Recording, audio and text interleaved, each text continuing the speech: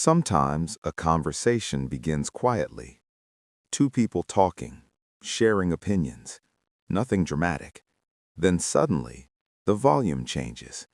One voice becomes louder, then louder again, until someone is shouting.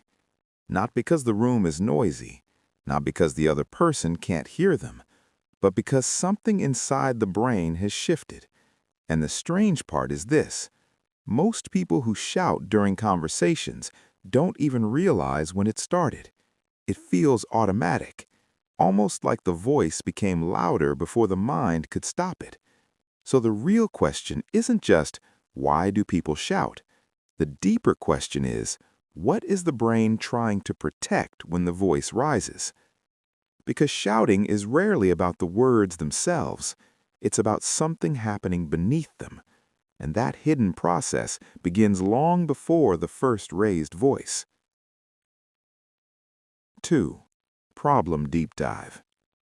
Think about the last time a conversation turned into an argument. At first, it probably felt normal. Maybe you were explaining your point about work, about money, about something small that shouldn't feel this important. Then the other person disagreed, and something inside you tightened. Your shoulders stiffened, your breathing changed, your sentences became sharper, and slowly your voice got louder. Not because you planned to shout, but because something in the conversation made you feel ignored. That moment matters more than most people realize, because when the brain senses that its thoughts are being dismissed, it often translates that experience into something deeper. They don't respect me. They're not listening. They're minimizing what I'm saying. And once the brain interprets disagreement as disrespect, the emotional temperature begins to rise. The conversation speeds up. Interruptions increase. Voices grow louder. And something subtle happens to the relationship in that moment. The conversation stops being about understanding. It becomes about control. The louder voice often feels like the stronger voice, which is why shouting appears so often in arguments between partners, conversations between parents and children, disagreements at work. Not because people want conflict, but because they feel like they are losing influence in the interaction. And psychologically, losing influence activates one of the brain's oldest survival systems. But to understand that system, we need to change how we think about shouting. Because shouting isn't just louder speech, it's a signal. And signals exist for a reason. 3. Reframe. It's easy to judge people who shout, to label them as aggressive or emotionally immature. But psychology tells a more complicated story. Shouting often isn't a character flaw, it's an adaptation. Thousands of years ago, raising your voice had a clear social function. In small tribal groups, louder signals meant urgency, they meant danger, they meant authority. The louder individual often controlled the group's attention, and the brain learned something simple from that environment. Volume equals influence. Even though our world has changed, the brain still carries that old wiring. So when someone feels ignored or dismissed in a conversation, their nervous system may interpret that moment as a social threat, and the brain responds quickly, sometimes faster than conscious thought. The voice becomes louder, not because the person wants to harm the conversation, but because the brain is trying to restore psychological safety.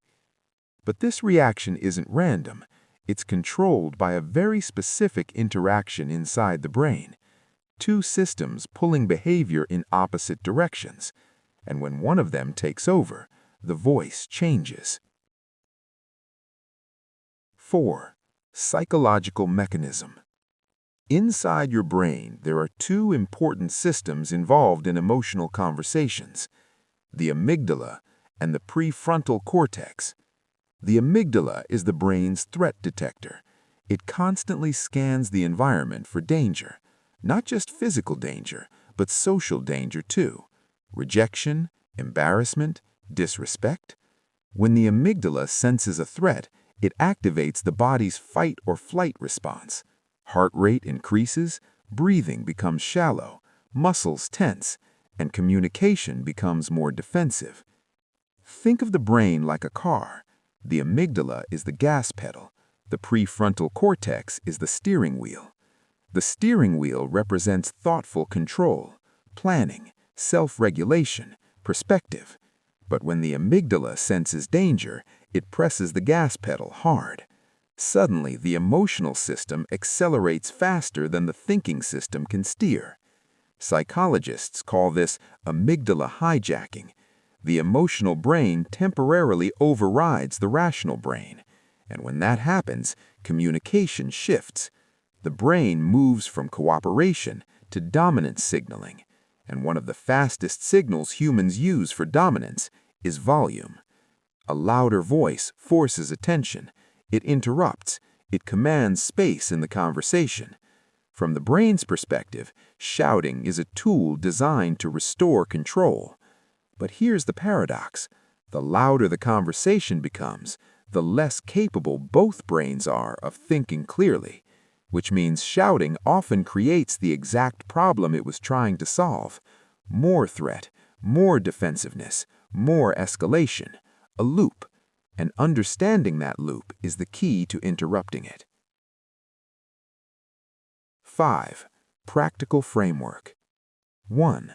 Catch the first body signal. Before shouting happens, the body sends early warning signals: tight jaw, raised shoulders, faster breathing. These signals appear before the voice rises. This is important because emotional escalation begins in the body. A skill called interoception, your awareness of internal body signals, allows the brain's rational system to step in earlier. Example: you're talking with a partner about finances. You suddenly notice your chest tightening. Instead of continuing immediately, you pause for a few seconds. That pause gives the prefrontal cortex time to regain control. 2. Lower your voice intentionally. This sounds counterintuitive, but lowering your voice can actually calm your nervous system. When you speak slowly and quietly, the vagus nerve sends safety signals to the brain. This creates what psychologists call reverse regulation. Instead of waiting to feel calm before speaking calmly, you use your voice to create calm. Example: a colleague challenges your idea during a meeting. Your instinct might be to raise your voice. Instead, you respond slowly and softly. Often, the room's emotional intensity drops immediately because humans unconsciously mirror tone. 3. Name the emotion. There is a psychological technique called affect labeling. When you verbally name an emotion, the activity in the amygdala decreases and the thinking brain becomes more active. Example: instead of saying, "You never listen to me," you say, "I think I'm getting frustrated because I feel unheard." The situation hasn't changed, but the brain's processing has. Naming the emotion reduces the brain's threat response. 4. Ask one curious question.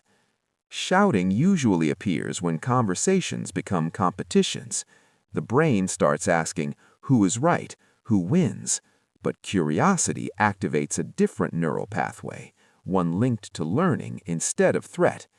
Example: instead of defending your position immediately, you ask, what part of this concerns you the most? Curiosity signals openness, and openness lowers the brain's perception of danger, which often slows the emotional escalation. 6. Integration. At the center of shouting behavior is something simple, a pattern called the threat loop. Step 1. The brain senses rejection or disrespect. Step 2. The amygdala activates defense. Step 3. The voice rises to regain control. Step 4. The other person's brain detects the louder voice as threat and responds the same way. Louder voice, more threat. Louder voice. The loop feeds itself. Breaking the loop doesn't require perfect emotional control. It only requires one interruption, one pause, one quieter sentence, one curious question. Small actions that allow the rational brain to return. And once the rational brain returns, the conversation can finally shift from defending to understanding.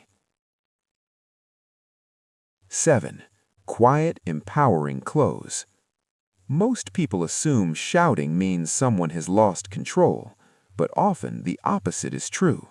Shouting is the brain trying too hard to protect something: respect, dignity, the need to feel heard. When you understand that, loud voices start to look different, not just like anger, but like signals. Signals from a nervous system that feels threatened. And once you recognize those signals,